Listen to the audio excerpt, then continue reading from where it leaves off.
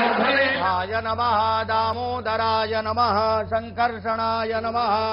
वासुदेवाय नमः प्रद्युम्नाय नमः कुरुप्रजाभ्यो भजन्नः पशुभ्यः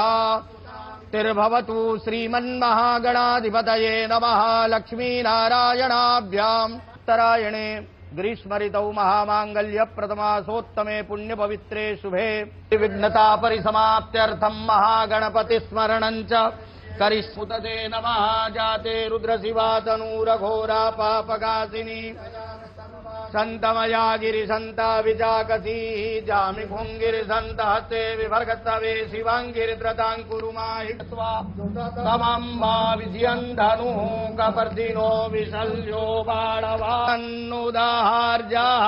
सादृष्टो मृडत्वाङ्गन्धर्वा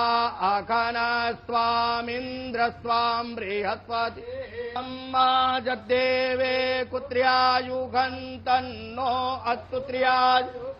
मा नमो बिल्मिने च कवचिने च नमो बर्मिणे जब्बरूथिने च नमः श्रुताय च श्रुतसेनाय देवता वरुणो देव कर्पूरगौरं करुणावतारं संसारसारं भुजगेन्द्रहारं